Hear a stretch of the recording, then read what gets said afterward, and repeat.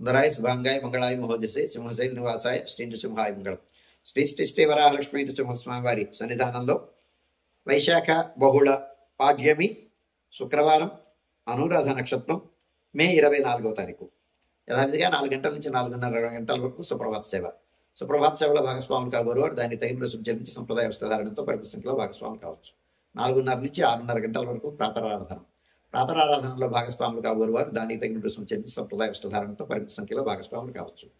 4:30 గంటల నుంచి 6:30 గంటల వరకు జరిగేటువంటి ప్రాతరారాధనలో భాగంగా నిత్యవేద పారాయణం, ఉపనిషత్ పారాయణం, దివ్యప్రభు సేవాకాలం, అంతరం ధూపసేవ సమయంలో చతుర్వేద పారాయణం, శ్రీరామాయణం, భారతం, భాగవతం, విష్ణు పురాణం, క్షేత్ర మహాత్మ్యం, వరాహపురాణం, శ్రీభాష్యం, భగవత్ విషయం మొదలైన గ్రంథాలన్నీ పారాయణ చేయడానికి ఉపక్రమిస్తారు. అనంతరం బాలభోగ నివేదనం అయిన తర్వాత నిత్యహోమం, బలిహరణం అయిన తర్వాత మంగళాశాసనం, చాత్మరగోష్ఠి, తీర్థ వినియోగం అయిన తర్వాత చుట్టు సన్నిధుల్లో మంగళాశాసనం పూర్తి చేసుకున్న తర్వాత సుమారు 6:30 గంటల నుంచి సర్వదర్శనం ఆరంభమవుతుంది.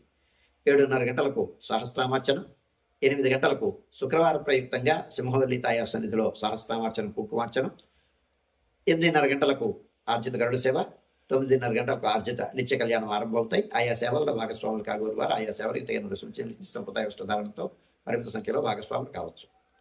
11:30 గంటల నుంచి 12 గంటల వరకు 12:15 గంటల వరకు రాజభోగ నివేదనం, మహానివేదనం.